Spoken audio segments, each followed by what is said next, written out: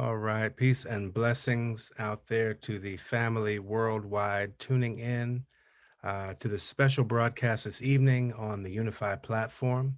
My name is Makua Ray, and I'm honored to be a host this evening for a special screening of pieces of a beautiful film that is sure to inspire and inform and enliven the spiritual journey of all those tuning in tonight. We have a true honor to also, a little bit later, hopefully have the filmmaker join us to discuss this film. And it's a special tribute, in fact, for us who are tuned into some of the, what is it, the timelines and the factors that we're all collectively navigating right now. One of those factors is that today obviously commemorates 11/11/2022, and it was 11 years ago today, there was a culminating event of a 33-day ceremonial pilgrimage with an elder, now ancestor, named Hunbatz Men, who embarked on the 13 Crystal Skulls Ceremonial Pilgrimage for the purpose of activating different energy centers across the United States, beginning in New York City on 10/10/2011, and as I said, culminating 33 days later in Los Angeles on 11/11/2011. And Hunbatz Men was interviewed by filmmaker Doug Beechwood at that time. And so what we're going to see tonight are excerpts from now the newly released documentary from that important ceremonial event 11 years ago, quite auspiciously now is ready to be seen for the first time by the world. So it's a true honor to be able to share this with the viewing audience, as it is truly a premiere brought to you by our beautiful friends and family at Unify. And a special shout out to all those involved in helping make this happen. And we'll come back later after we have a chance to screen this with you all and follow up, as I said, with Doug. And also a special guest, Ruben Yinas, who is a timekeeper with Harmonic Convergence 2028 online. So thank you all. And without further ado, I think we'll go ahead and share the film. Well, you know what? As synchronicity would have it, we have Doug just coming into the room. I'll see if he wants to join in, and we'll give a little bit of an intro. Okay, he's logging in right now. So thank you for hanging in there with us, all our viewers from around the world. And I trust everybody's been having an auspicious alignment day, portal day, with wherever you are in the world, knowing that it's one planet and only really one of us here. So Doug, I'm going to ask you, if you don't mind, if you can come on camera briefly, join me momentarily. I was just about to play the excerpt, but I'd love to introduce you prior to this. Absolutely. I literally just walked in the room for my last event and got the camera plugged in. So cosmic timing.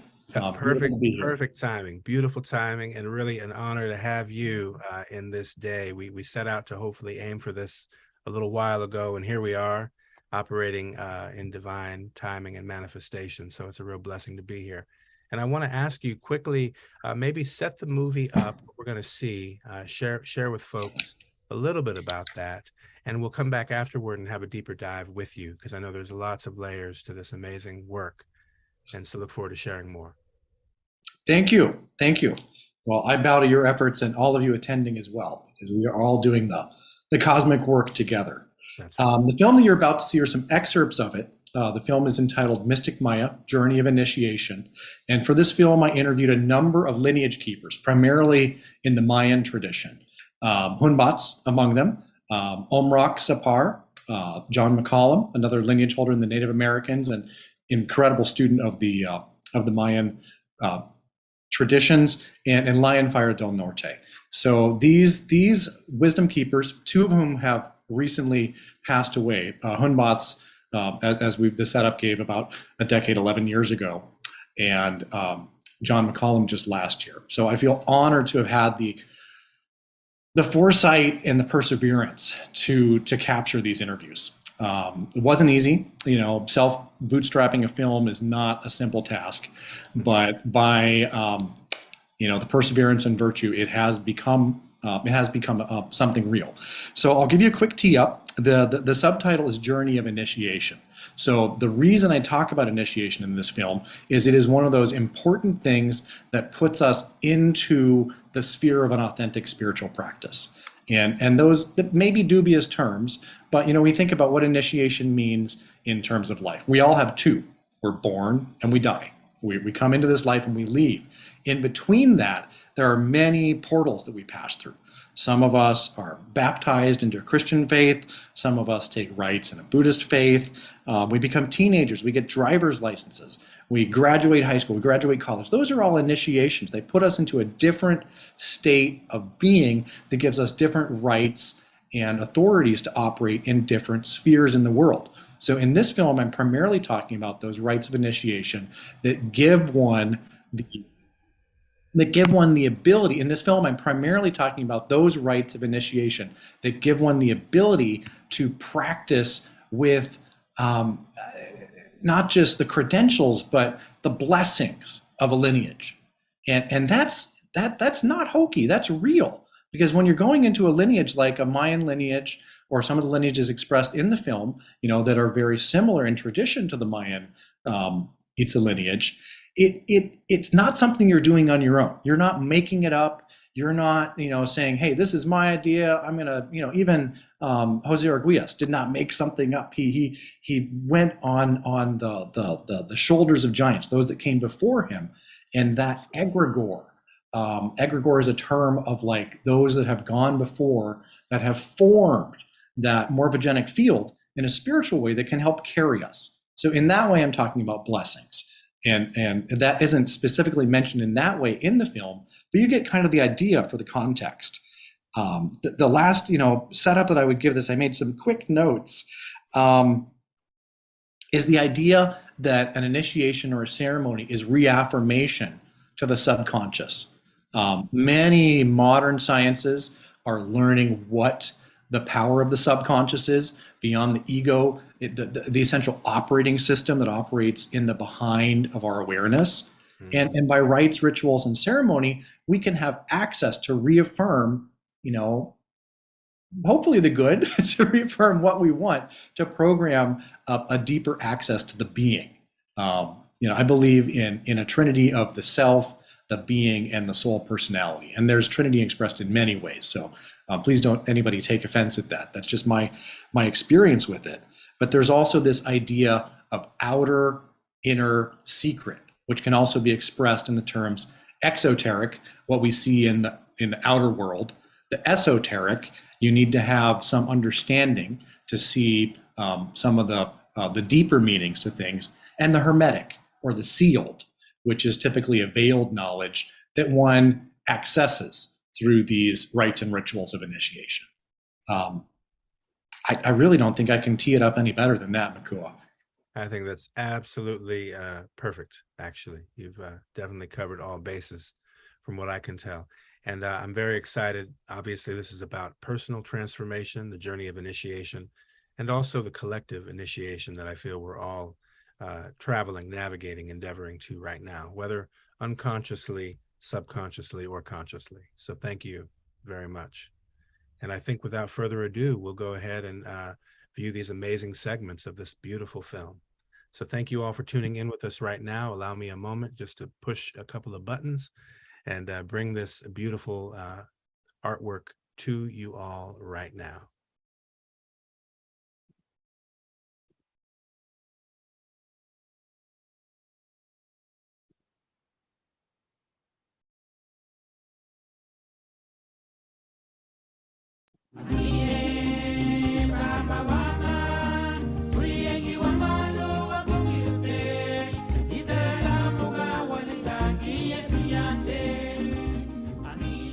My name is Hunbatz Men, and I was born in Yucatan, Mexico. I belong to the Mayan traditional families. The most advanced society until today, the early people that built pyramids. They use it, adopted technology the Western culture did not using. And I think the better technology they used then.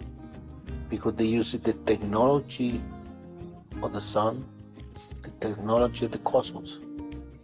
And today, these Western culture, they're not using that. You use the technology of the sun, you don't need to pay nothing, no contamination, which can be better. I think the technology of the cosmos, the technology of the sun.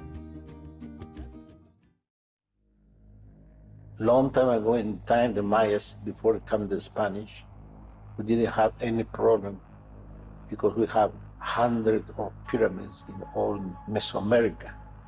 In the Mayas, we have maybe 8,000 ceremonial centers in the peninsula of Yucatan. Everybody is pointing the pyramids when they ask about the Mayan god.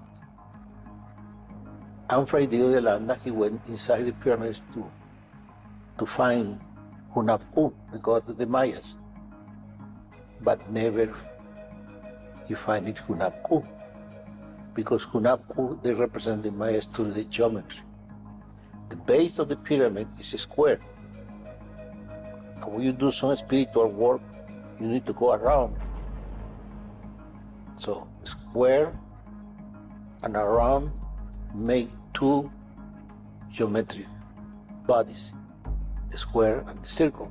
And that's the symbol of Hunabku, the symbol of the god of the Mayas. And how they understood the Mayas, the symbol, they use in mathematics. And because the number, the circle is the number 13, and the number of the square is the number 20. With that number, begin to count the explanation of our Mayan calendars, with that two numbers. When Cortez landed in the New World, Diego de Landa was a priest that accompanied him. And he realized that knowledge was power. It was a lot of power. And he took it upon himself to be the judge, jury, and executioner in the burning and the destruction of all of these ancient codices and codexes. His job primarily was to be that spiritual liaison between the ancient Mayans and converting them to Christianity. And it was fairly easy for the most part because the Mayan had the cross, okay?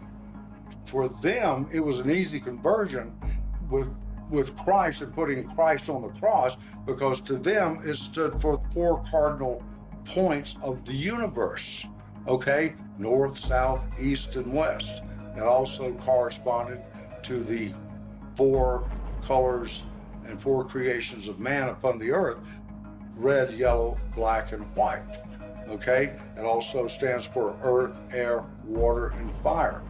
It also correlates to strong nuclear energy, weak nuclear energy, electromagnetism, and gravity. But only when the Spanish came, they began to transform everything, you know? In the same place of the pyramids, they begin to build the churches. And later, they begin to change all this knowledge of the Maya. All the Maya begin to change. That's one of the reasons today it's difficult to learn something deep about the Mayas. But the traditional people begin to keep all this information in secret. My family in Xuencal, in Espita, they keep this in secret. The shaman of the village can decide who's the next boy or girl they're going to give this information. And then they choose me to receive this information. So, and they begin to educate me that way. And I learned many things, shaman's work from my uncle. And many things happen. Many things happen, like magical things. One of the conditions of the shaman is the people that are going to receive this knowledge never go to the official school.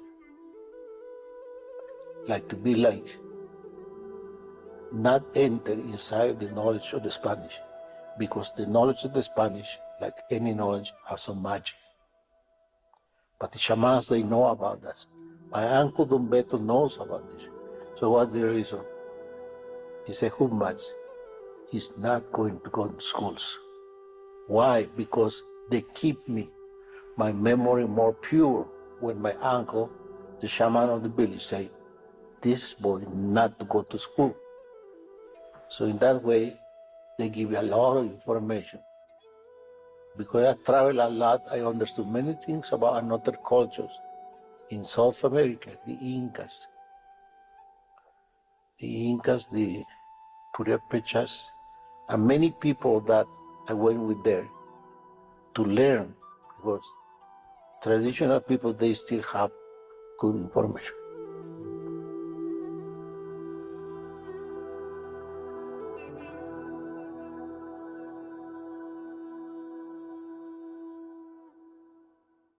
Tikal. They call it the city of voices. And it is true, if you were on top of one pyramid and you're talking a little bit loud, you could be heard all over the plaza. These pyramids were built to raise the energy levels of certain vortexes. The vortexes of energy. You know, Tikal was built on a mountain. It didn't really have water. They had to plan a whole system with a lake behind them to gather all the rainwater. If you stand in any of the doorways of the pyramids, you know exactly the times of the special equinoxes, solstices in the year.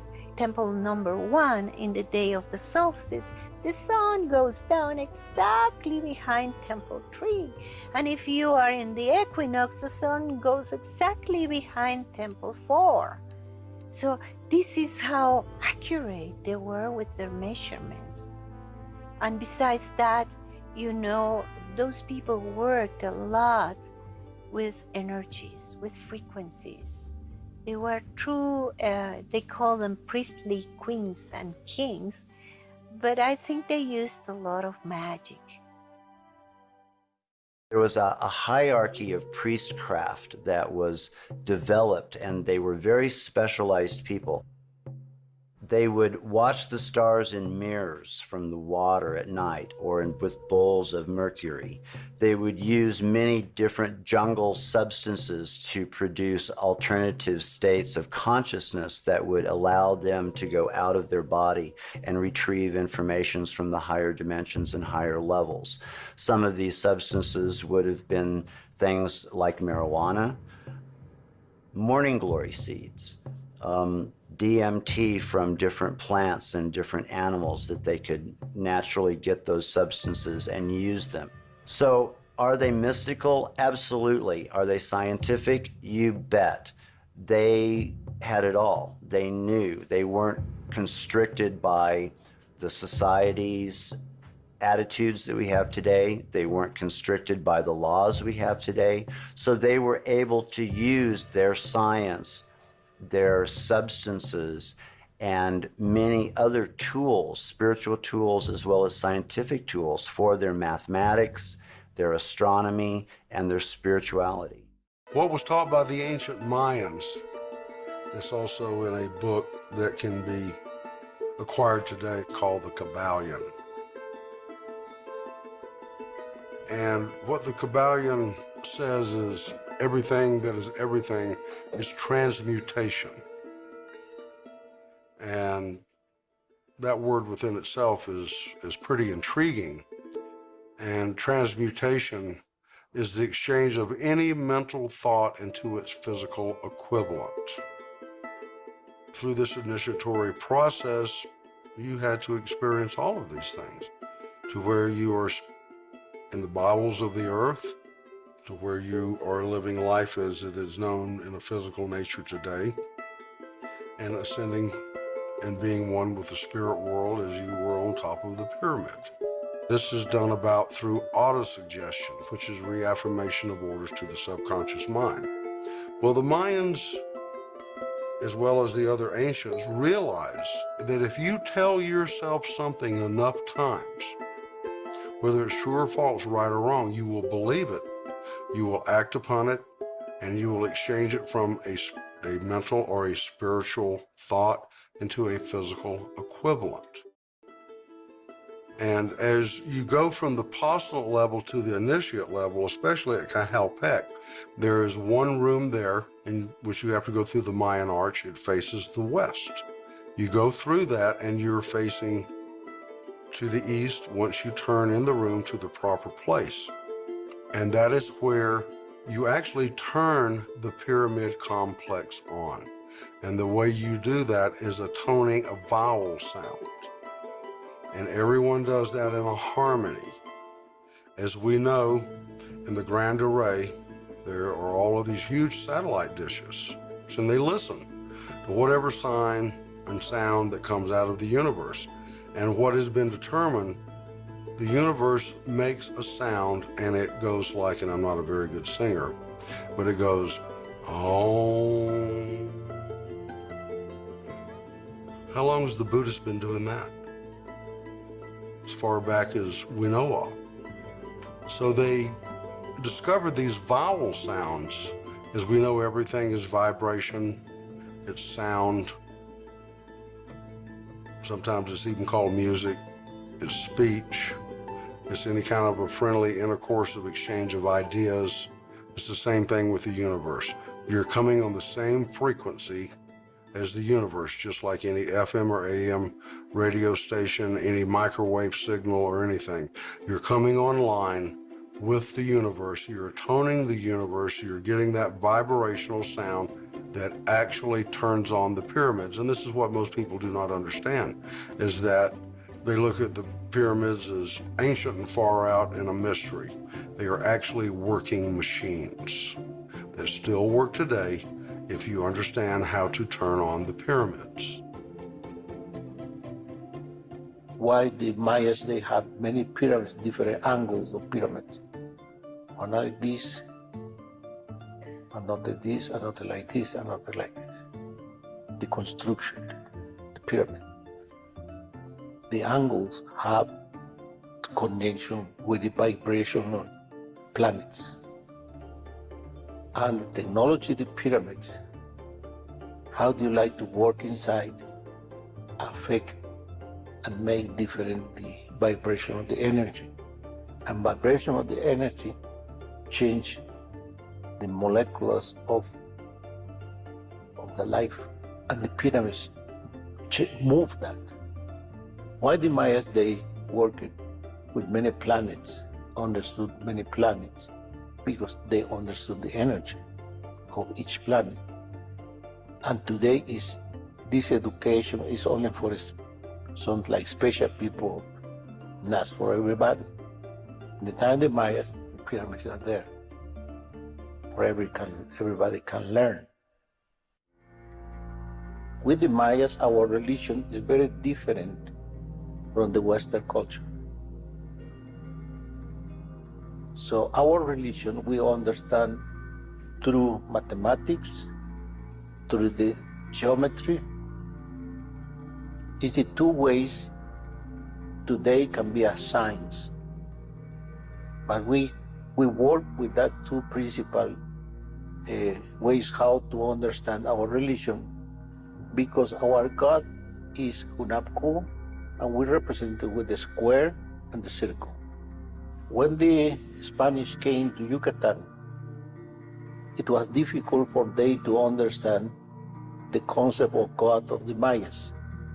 That's one of the reasons they make a mistake, and they're still repeating this in all the books when they speak about Maya. When they mention something about the Maya, they make a mistake, because the concept of God for the Christian is different how the Mayas will understand God. In any book you can read, the Mayas, they have hundreds of gods, which is not the truth. Happened this, the Fray de Holanda, the first people he wrote something about the Mayan civilization, never understood Hunabku, the symbol of the god in Maya. De Holanda investigated first, asking to many people, where is the god of the Mayas? And every time, the Mayas, they say, our god is the pyramids. It's in the pyramids. And Fray de Holanda, he went there to find God. The idea of Fray de Holanda, like all the ideas of the colonialistic people, is find something and destroy it. Because in that moment when destroying something, now they can begin to possess all the people. We have a chance, and this is the generation where we can break the karmic chains. Go to the story of our ancestors, father, mother, grandfather, learn about their lives, understand, forgive, go through their lessons, and then come to yourself and let go of all that and rebuild over these ruins, because many people have suffered a lot. Humanity is such an amazing school where we get to learn about light and about dark. But if we are able to choose light, then we are evolving as a human being, but also as a planet. Because if I heal, you also heal. If you heal, I'm also healing. We're talking here about collective consciousness, about all of us women, all of us men. No more differences. We are one.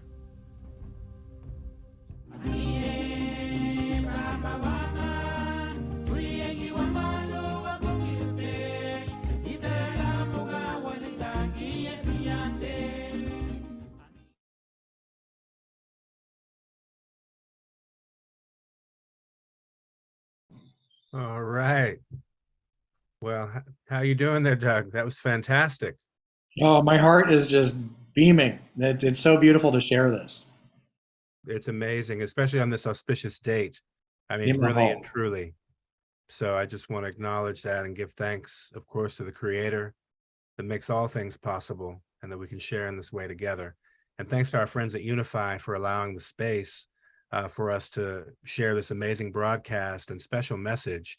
I think there's a lot of, sort of as Hunbatz was indicating, there's a lot about the Maya that's misunderstood or not even known, and that there's so much of a treasure there as yet to be realized for humanity.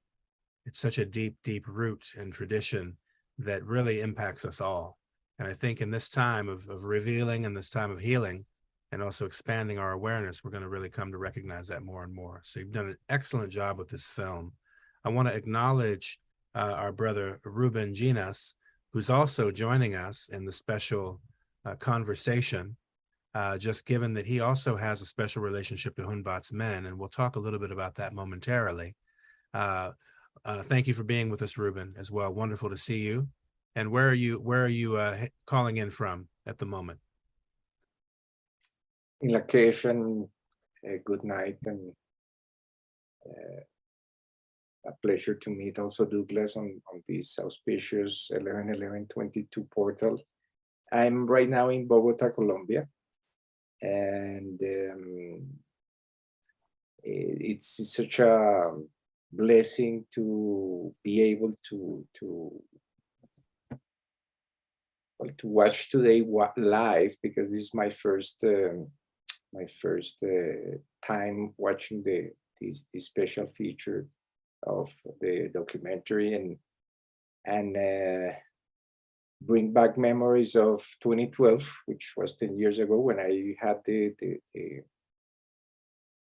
pleasure to meet Hunbatz Men in ceremony and in a much more intimate way than in 2010, when I was also in New York City at the Crystal Skull activation of the 10-10-10.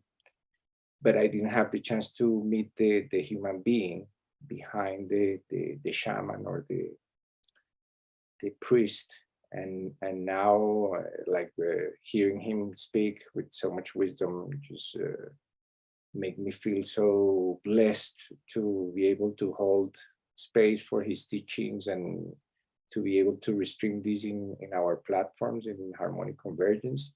on this auspicious day. This is such a wonderful gift to 11 years after this end of this amazing pilgrimage that we are doing this. I'm just grateful for being able to be here with you and with Douglas. And it looks amazing. I also had the opportunity to meet embarked in Lake Atitlan in Guatemala, and they are like amazing. My experience was that they were like really special human beings that as Douglas mentioned at the beginning, they are the giants, and we have been just holding their wisdom and knowledge in high regard and in our hearts during since the 2012 transition. And we are doing our best here also to honor and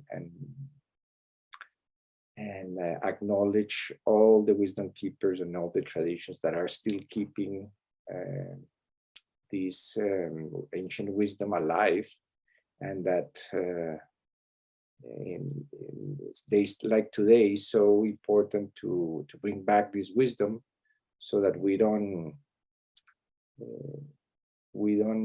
forget that there is a higher science and a knowledge that was given to us by our ancestors and especially by the Maya, and that the science of time is alive today, and that we can appreciate the magic that it is referring the trailer in almost on a everyday opportunity life, and this is also like a real special opportunity to experience that magic, like having the opportunity to just broadcast this 11 years after 11/11/11 is magic itself. So it's thank you so much, Makua, and the people from Unify for bringing the space and creating the opportunity to share this with more people and bring this knowledge back to humanity. Right on. Thank you, Ruben. Douglas, let me ask you a question. Being that I know the film has been a long time in the making, I want to ask you to think back to 2011 when you actually sat with Hunbatz and were recording him. Was this your first time meeting him in that particular meeting? That actually was my first time meeting Hunbatz in person. And it was, wow, that gathering was immense. It was hectic and beautiful. And as most gatherings can be, yes. Yeah, but I mean, just so powerful. It took place at a large Dharma center in Crestone, Colorado, one of the very, very tuned in areas with many vortexes, as some of that have visited and are open can attest to. And it was not spontaneous, but spontaneous and miraculous that this space held hundreds of people in that great ceremony. Lion Fire was there as well, with the great buffalo drum in the center. And just, I mean, I'm getting warm heart chills, just reminiscing back to it. Yeah. Hunbatz was so kind to make some time after his long, long day to sit down and record that interview with me at the hot springs in the valley. Yeah, he seemed obviously very, very lucid at that point. He was... And it was tough, you know, at first, you know, as many authentic spiritual masters will do, it's not easy to jump right into a conversation. He was testing me, you know, is this guy authentic? Is he going to do something with this? You know, and it took a little while to meander to get some questions. And then, you know, he opened up with that whole thing about the pyramids and the orientation. And like, I mean, I just feel like that is such a deep heart transmission. You know, even if we haven't studied in his lineage, but a transmission of his understanding that can come through all of the generations that he experienced it. Just a profound man and a simple man. You know, I think that's another mark of a true spiritual walker and along the path, and a true spiritual teacher, is this vibrance and heart essence and strength and wisdom and humility. Um, just a wonderful person. Blessed to have that opportunity to meet him. Indeed, indeed. And I wanted to mention, just in terms of him now an ancestor, he did pass in, I think it is September of 2016. So, and then I also want to ask you a question about John McCullum, because I know obviously you have a relationship with him. And when I first saw the film, it was very powerful, his sharing as well, because he's coming with anchoring another perspective that's obviously time honored and draws from the ageless, timeless wisdom of the world and beyond. So I'd love you to speak a little bit about John McCullum. Yeah, absolutely. John was the self-confessed redneck mystic. Okay. Those are his words. I mean, and he was just so authentic in so many ways. You talk about sacred dates and harmonies and this 1111. I will never forget the day I met John, because it was 7/7 of 2007, the 777, that angelic harmony number. And we both recognized an auspicious meeting of minds and hearts on that day. He grew up in a very interesting home where his mother was in Cherokee and Creek Choctaw lineages, and his father was Scots-Irish and raised in the Masonic lineages. So you talk about completely opposite worlds, but the stories that he would tell me and how interrelated these ancient practices were that became in modern times, after eons, evolving through the mystery schools, what the West would represent and in many ways misrepresent in Masonry, but also what the Native Americans believed. And I have to coin that term or rein that back too. I was just reminded by Lila June, a Dene sister, at a conference I'm at, that whole concept of Native America, the Native Turtle Islanders, because America is in many ways a colonial term. But the whole intercourse and interrelationship that Native peoples had among this vast continent. I just remember back to this, just the special, simple times that we would spend hanging out. That's something you don't often get with spiritual teachers these days, that, throughout the ages was natural. You would spend time cooking, eating, sweeping, chopping wood, carrying water, as the saying goes, with your teacher, and just get to know that humble essence of being, those type of things that can't be transmitted with words. I mean, I could speak for hours about him, but I just have nothing but reverence for my time with both of them. Absolutely. Well, certainly with John as well, something beautiful comes across in his sharing. And I've had the privilege of seeing the whole film, top to bottom. I know we just shared some excerpts tonight with our unified worldwide audience. We want to encourage people to certainly visit the website, mysticmayamovie.com, to keep in touch and reach out to Douglas if you're interested in more screenings and future opportunities to screen the film. Then I'm sure that's something you could get in a conversation with him about. Are you looking for ways to bring this forward publicly? Like what's I'd be absolutely thrilled to bring it forward more publicly. And it's tough, because I felt like I was very authentic to what the lineage teachers were saying. So it's not necessarily your prime time. I mean, this is the Unify audience, I think, is probably one of the more primed audiences worldwide that can really pick up on the transmissive quality of it. So I absolutely, I don't want to make any pitches here, but it's not a money-making endeavor in any way. It's really just, how can I help show this to the world? Because I think that there is a lot of Native wisdom that is, both distilled and presented in a way that can really inform practically any spiritual path. Absolutely.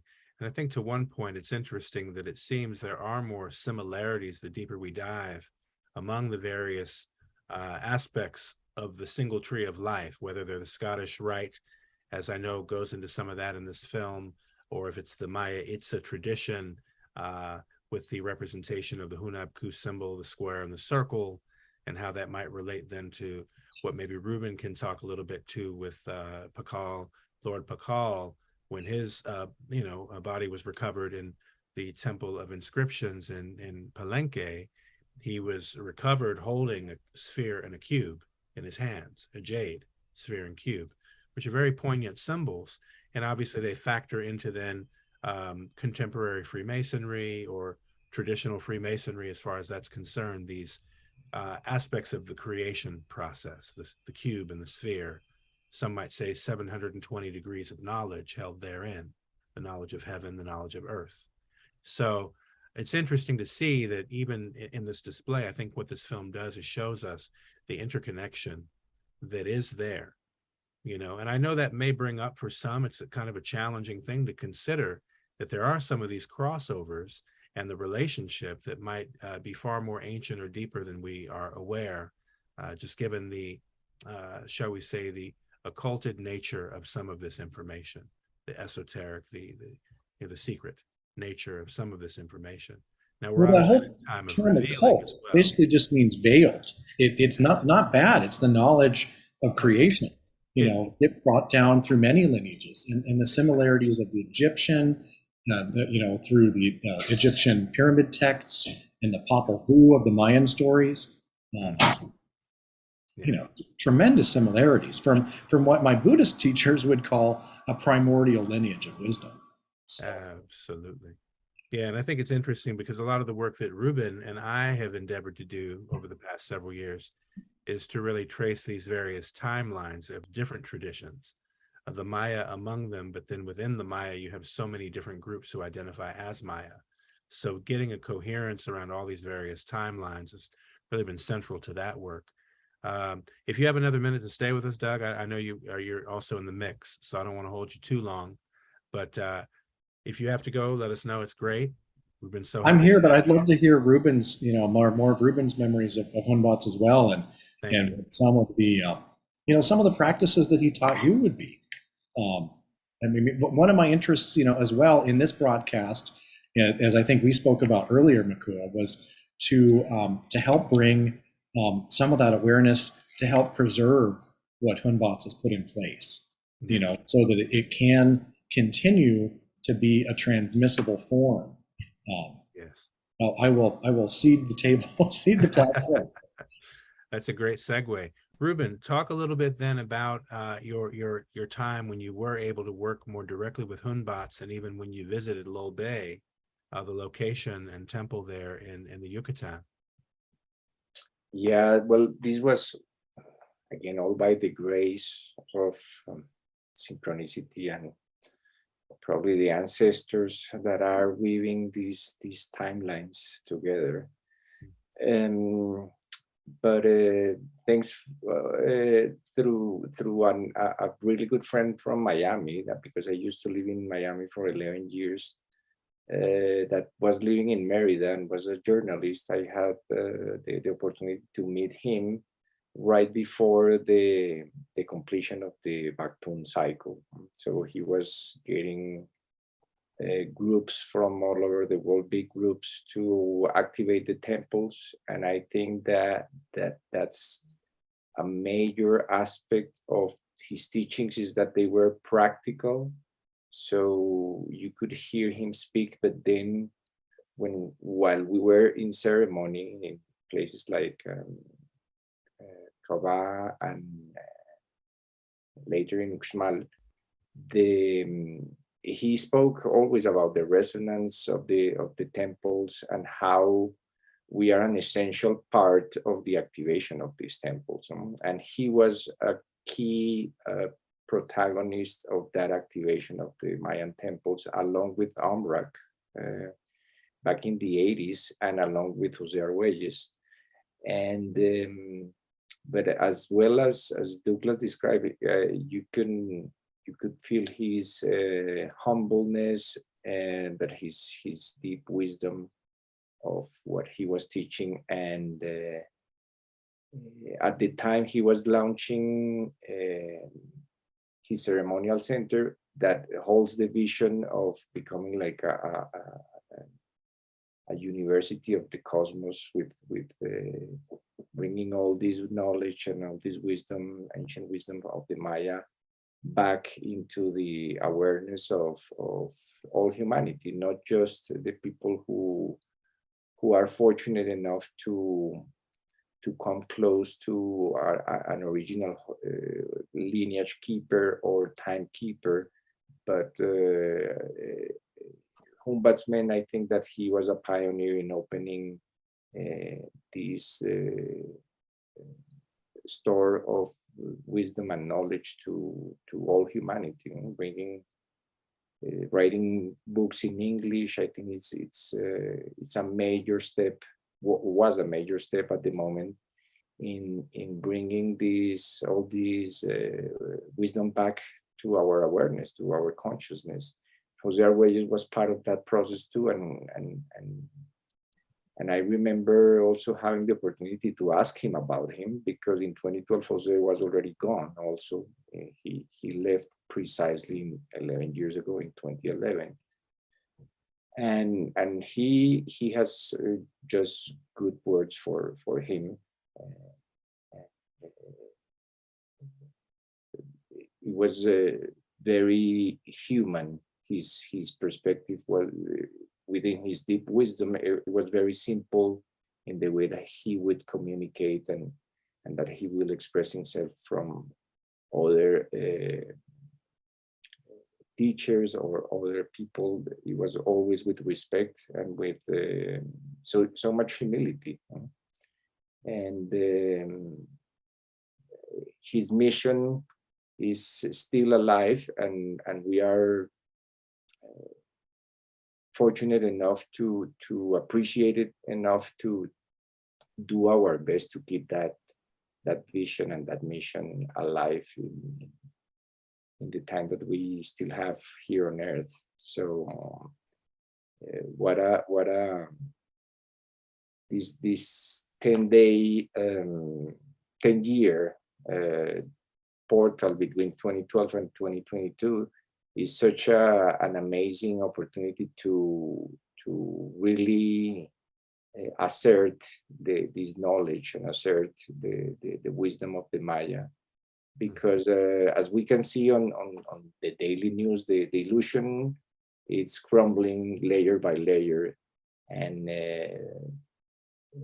this year 2022 holds resonance with 2012 because of actually the cyclical nature of the 260 and the 365-day cycles that they are overlapping almost with perfect precision every 5 years. Every 5 years we have 7 Solkins plus 5 days. So now that we are completing 10 years from this portal, all this remembrance is coming back, and is coming back to the surface to remind us of our role here on Earth as protectors and as keepers of the wisdom, not only of our ancestors, but of the star people, because a lot of this wisdom comes from the star people, and may this be an opportunity to honor that, to acknowledge that this is not just an indigenous journey of remembrance, but that there are other cosmic civilizations also present in the process, as well as interdimensional beings. So this is such a magical portal to speak about this and to bring back these memories and the deep truth that they hold for our generation. Ruben, let me ask you also, being that you were there in New York City in 10/10/2011 at the launch of the ceremonial pilgrimage, can you share the connection between that ceremonial 33-day process and its relationship to, because it preceded December 21st, 2012, and I know Hunbatz was largely connected with the completion of that great cycle as well. Was there anything he indicated in enacting this 33-day ceremony that was a precursor to the closing of that great cycle or the beginning of the next new cycle? Well, I just remember vaguely that he made emphasis on how important these triple portals were since 2001, the 111 and the 222, and that there has been some conscious work done around those dates to really use the numerical power of these alignments to bring back or bring up the energy, use the science of synchronicity to really foster this knowledge and to re-anchor the all the teachings and the knowledge that has been forgotten. But I don't remember if there was like any connection between the 13 crystal skulls and these 13 portals that were being opened. There was something geomantic about this work. I remember also that in 2012, he was receiving a crystal skull from some people in France, and that this crystal skull was returned to the museum in Merida, the Museum of Mayan Anthropology. I don't remember the exact name of the museum, but it was brought there, and then it was brought in a pilgrimage to Palenque as a way to close this ceremonial circuit of the crystal skulls that was for the solstice, December solstice 2012. So that's kind of the anecdotal aspect. Connection there. Well, I'm sitting here with my own little crystal friend, little guy. He sits here on my altar, kind of hanging out, mine here. Little fluorite. And you know, it's auspicious talking with you earlier today, Ruben. I mean, as time is art and as all of this is really truly magic, it's interesting. I want to share a screen share of the artwork you designed for the Medium post you did earlier today, just to illuminate quite an auspicious presence. It looks like, if we look at the center of this design, it actually looks like a crystal skull. But go ahead and explain that this design didn't include a human, head or anything like that. Yeah, well, to kind of to come full circle, this image was created for the let's say synthesis of a 20-day synchronization sequence that we have been experiencing. And so if anyone out there has been feeling some intensity during the past 10 days or 20 days, is because we have been through a lot of major alignments in the fabric of time space. And I just wanted to create like an image that reflected the multidimensional quality and the layers of this alignment that we are experiencing today, 11 years after 11/11/11. And put some layers, including like a galaxy and an image of the Earth and a sunrise, and suddenly this head got formed from all the layers, and I also saw like a skull. So what a great way for spirit to show us that there are other beings. There are other beings on board on this mission of bringing back harmony to the planet. And also it's important to notice that today precisely we are in many places in Europe is celebrated Remembrance Day, which is a sacred day to contemplate and hold peace. And we are completing also one sacred Solkin cycle of 260 days from the start of the conflict in Ukraine, the intensification of the conflict for that we have been really living and witnessing since 2014. But this is like a new stage of the process, and it's really important to recapitulate in days like today that we have always like a choice, an opportunity to put our focus or our attention in the negative aspects or the shadow aspects of what is taking place on Earth, or we can focus our attention on the harmonious aspects. And today we are precisely closing two cycles of 52 years called calendar rounds since the signature of the armistice of the First World War in Europe. So we are the Mayan time science opens these windows of opportunity to observe events like the ones that we have been living this year in retrospective, and see how they are a reflection of past events in our recent history.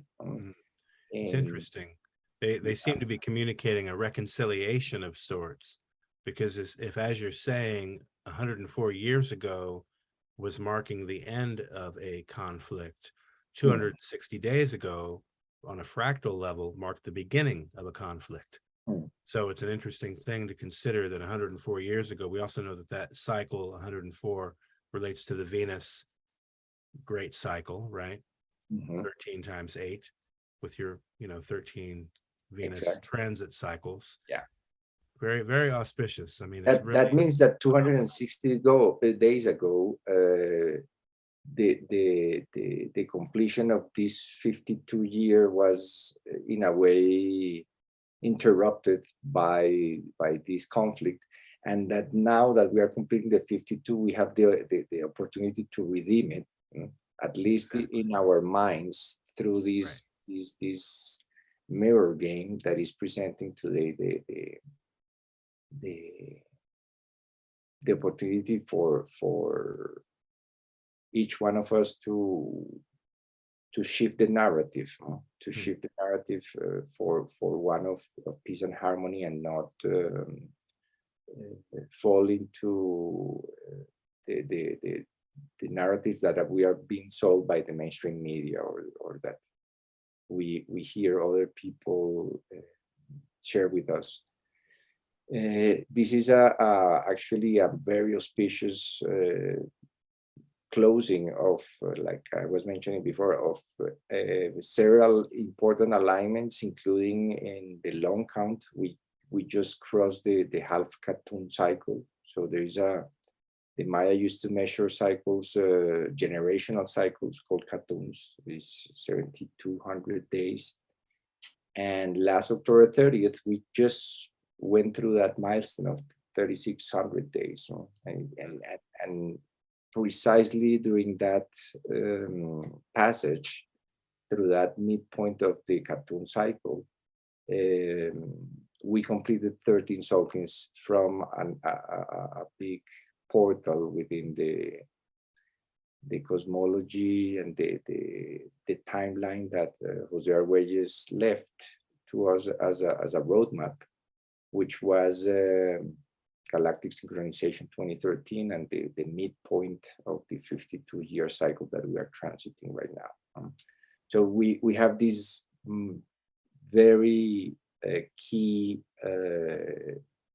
portal dates aligning exactly at the midpoint of the Katun. The December 21st, 2012, we completed 10 cycles of 360 days on one side, and the day before that, we just completed 13 cycles of the other important gateway, which was that midpoint of the 52-year that we are now transiting to 2039, 1987 to 2039. So 2013 was the 52 years. And that alignment also happening between the two eclipses, the solar eclipse and the lunar eclipse that we just had. That precisely this lunar eclipse of 3 days ago took place exactly one Solking before the start of the 13th year. So the red moon of the eclipse kind of announced the closing, the 260 days to close this red moon year of the existing moon, and start the next year with the energy of the wizard. So I'm just going a little deeper here in the window so that we can appreciate some of the layers of it. But I invite everyone to go to Harmonic Convergence Facebook page or to the Harmonic Factor at Medium, and dive there with a cup of coffee and some more graphics and visuals, so that you can really grasp the amazing set of synchronicities that we are living on a daily basis, but that we don't have the correct tools to appreciate. So exactly. what a gift to bring back this this way of perceiving time by bringing back the memory of pioneers like Hunbatz Men and Crystal who elevated this information and this knowledge to new levels, and that we are still as a species only starting to fully appreciate. So these are like in the article, we have little glimpses of why this knowledge is so beautiful, so sacred, and so important to hold at this time on Earth, when absolutely so much confusion is all around. I think that the cycles come with such precision to show us that in the background everything is harmonious, despite the noise and all the fussle that we hear every day. Everything is holding a perfect balance within this science, with this way of perceiving time. Absolutely. And so we'll be sure to link a link to the Medium article in the chat for anybody tuning in, either now or into the future, to make sure people can access that information. And we certainly invite people to follow Harmonic Convergence 2028 on Facebook. That's the official Facebook page for that, where people will certainly find a synthesis of the various timelines and this work you've been tracking since 2013 specifically, which is a phenomenal work as well. So thank you for your tireless service in that way. And in both of you are in your own respective ways representing time as a frequency of art. And I think that's something very encouraging, knowing the transition from time as money mentality that, is more of an imposition, and evolving toward or remembering the frequency pitch of time as art. It's our way of life. It's the nature of our creator. And so here we have this great blessing to embody that creative impulse in the various ways we're guided to. And the more that we can have an open conversation about this, I feel the more people can be encouraged to sort of come out of the closet of their own creativity or their own creative impulse, and really begin to celebrate and realize that that's actually the mandate for us, is to create. That's the fiat, as they say, is to create in this life and do no harm, but certainly create. So I want to thank both of you for your amazing service, and just for the opportunity in coming together with this triad to be able to venerate and uplift the memory and the legacy of Hunbatz Men, great teacher to humanity, as well as the other many whom we've mentioned in the course of this evening. I want to give a special shout out to our friends again at Unify, Brother Adil Kassam, who I was hoping maybe could jump in here randomly, although nevertheless, we'll find a time in the future when hopefully we can do a specific screening of the film, the whole film, and perhaps have even more of a panel, because I know that Adil is a carrier of one of those sacred skulls that he was given by someone very special. But hopefully at some other point in time, he can share more about that, as I'm not inclined to go too deep down that road. But it's a very important blessing, and just recognizing the way everything seems to be designed for our benefit and for our betterment. So it's truly an honor. And I also want to point to mysticmayamovie.com for people who want to reach out to you, Douglas, and follow up about that. Is there anything else you'd love to share right now? It's on your heart to say. Let me just echo. Let me just echo gratitude back to both of you and the hard work of being conscious and soulful beings at this time. I mean, it seems hard, but I also want to echo that idea, not just the idea, but the presence that when we can raise beyond the muck in the media, we become those antennae and amplifiers to raise the vibration. And that's what the Maya were trying to do. That's what the Egyptians were trying to do with their sacred sciences, is build structures in alignment with cosmic energies to raise the energy. Just to echo in a closing comment, that concept that, you know, this whole vast timescale of the Maya may just make your head spin and turn you off in many ways. But what Hunbatz expressed to me and comes across in the larger film in its entirety is that is really the trick of the modern colonial societies, to try to limit our conception of time into this little thing, and the back keeps getting cut off of it, right? So we're just looking at this gap here. But if you expand that gap, we're looking back. Hunbatz said Mayan civilization 20,000, Egyptian civilization could be 25, 30,000. If you have that vast concept that the human race and these lineages of wisdom and sacred practice have been enacted, empowered, and practiced for many tens of thousands of years, it opens us up. It opens my heart up to lean deeper into the idea that the cosmos is our friend. I'm not afraid the asteroid's going to hit tomorrow, or the election is going to do something crazy, because I know that I'm part of this unbroken lineage of humankind that is still here, and we're thriving. We have the technology to communicate in a global way, and I can only say imaho to that. Thank you. Blessings. Imaho, absolutely. I would just like to also just add, because that inspires in me the idea that we're also beginning to recognize the earth as not just some inanimate object, but truly a whole being of consciousness.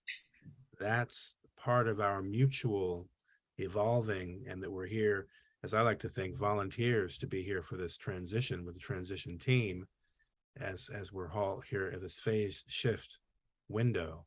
That it's not just a instantaneous thing, it's a literal transition. So we're a transition team. And we're also, with the work we're doing, looking at this 52-year window from 87 to 2039 is a very important window for humanity. That in this longer process, we're coming full spiral. We're actually spiraling up in a greater coherence. As they say, everything that ascends must converge. So we have much to look forward to, it seems, in that case. Ruben, how about any last closing thoughts as we bring this home? Yeah, well, thank you so much. Just gratitude and a feeling of grace, of being able to really close this 11-year pilgrimage, in symbolic pilgrimage in a way for us and for all the people who have been working for the transformation of the earth, including all indigenous elders and all the people who are not part of the documentary, but whose efforts and intentions are as important as all of the people who get the spotlight. And I also want to invite people for this solstice to really hold space for the transformation of the planet, and to really take these 40 days from 11/11 to December 21st to bring this energy of harmony and peace into the unfolding of this year, which has been a very memorable one. So much to say about this year, and what a blessing to synchronize today and just tuning into harmony and raise the frequency of the planet from here to December, and from there to the next year. Absolutely. Absolutely. Yeah, thank you.